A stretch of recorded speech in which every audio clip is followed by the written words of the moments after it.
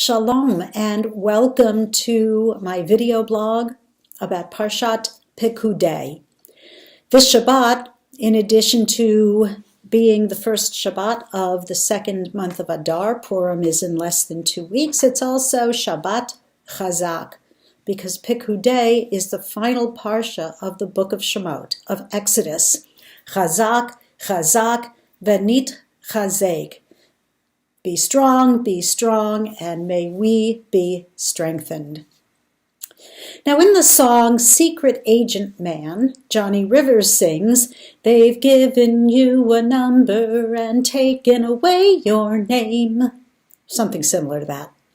The suggestion in this song is that the man who chooses to become a secret agent probably won't live to see tomorrow.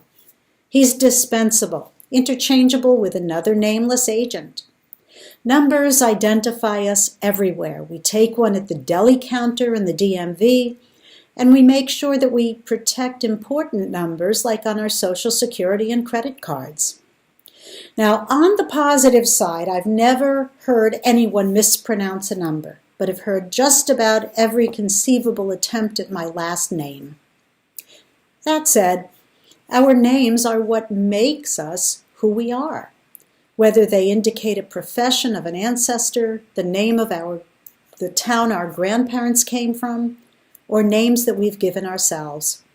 Our sages teach that the crown of a good name is more important than the crown of royalty or the crown of priesthood.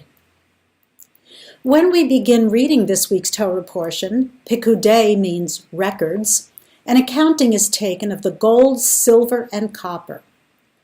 There were 29 talents and 730 shekels of gold, 100 talents and 1,775 shekels of silver, along with 603,550 half shekels of silver, and 70 talents and 2,400 shekels of copper.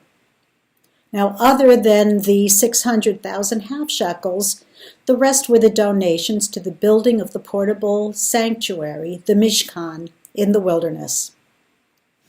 Now the Torah then goes on to explain what money went for which items, and every piece of the structure, the furnishings and the clothing for the priests, is mentioned. Later on in the book of Numbers, the people are commanded to list by name the objects that are their porterage tasks. These were the items that the Levites would be responsible for carrying.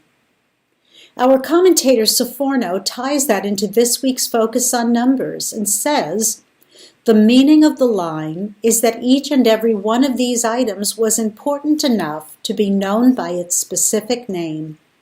In other words, one did not refer to it only by the name of the category of utensils it belonged to, such as fork, but one had a name for each fork. This method of naming each item individually contributed to their being of permanent significance. And I'm sure we can all remember field trips where we had a number and we had to count off because each of us was precious.